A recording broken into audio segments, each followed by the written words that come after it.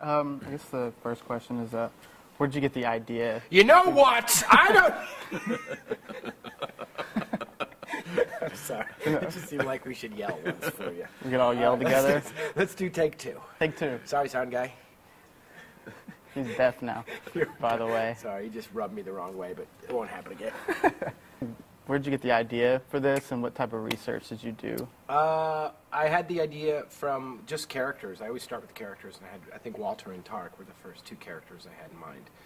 This sort of professor who's stuck up in Connecticut and sort of sleepwalking through his life a little bit, and then this young immigrant from Syria who's a musician living in New York and just completely engaged in his life, and how these two might meet in New York City. It was really, just once you ask that question, you have those two characters, and you're like, well, where would these guys meet? New York seemed like a right place. How would I get them there?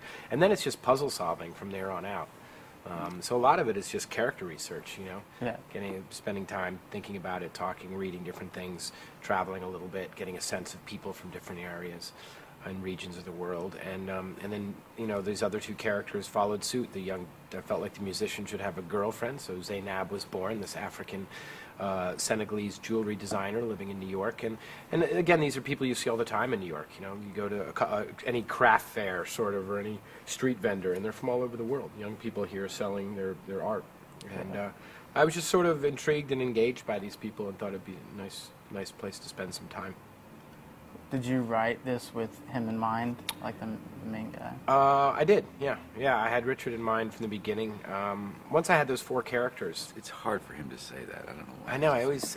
It's. I bet you get that. Do you get that a lot? I do, because I think people are shocked that I would actually write something for Richard Jenkins, and I myself, in the course of these interviews, constantly question my reasoning.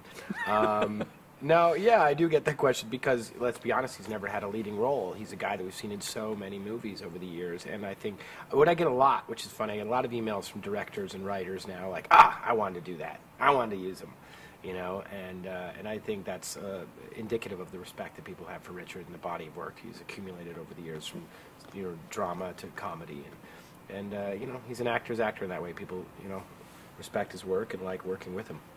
Do you feel a lot of pressure, since it's your first big leading role? I did. I mean, I did not tons of pressure because I'm 60 years old. What are they going to do to me? But I did feel responsibility, a sense of responsibility, and at the same time, I've always been curious. I wanted to do it. I wanted to see, and the situation. It was like the greatest way to do a leading role for the first time was this world that Tom arranged for us, from the rehearsals to the shooting to everything. I mean, it was a great way to do it. So, but yeah, I did. But he never held it over me. Well, no, that's not true. Not yet. Actually, no. Not yet. That's right. But I had told this earlier, but after the first day, I was like, oh my gosh, I have to do this now. And we did the first day, and then the next day he watched the dailies from the first day, what we'd shot, and called me up and said, I think it's going to be fine, it's going to be fun. So that was nice, and I think he sensed that I needed a hug.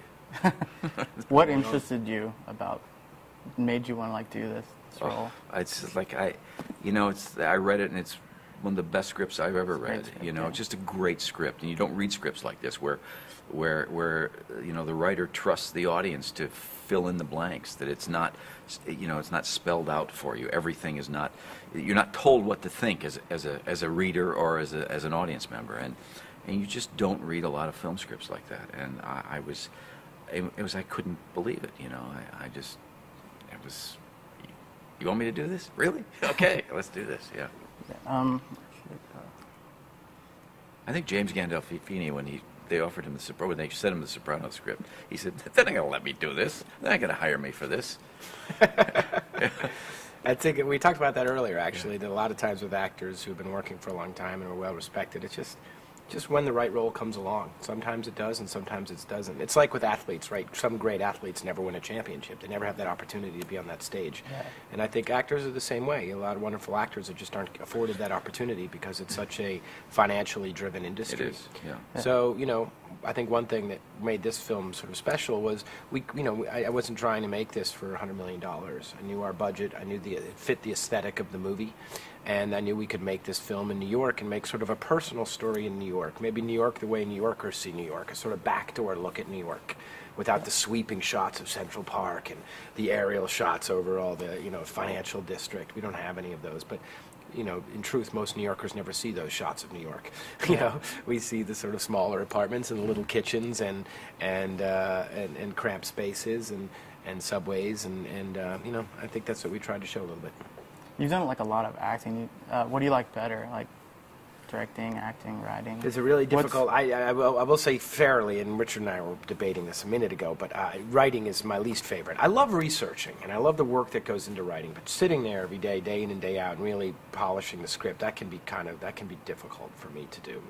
I don't think it's in my natural makeup to want to sit in a room by myself every day for hours on end. Some people are like that. Some people, I'm a little bit more socially adjusted than most writers. But I think the acting and the directing, I just really love doing them both. And they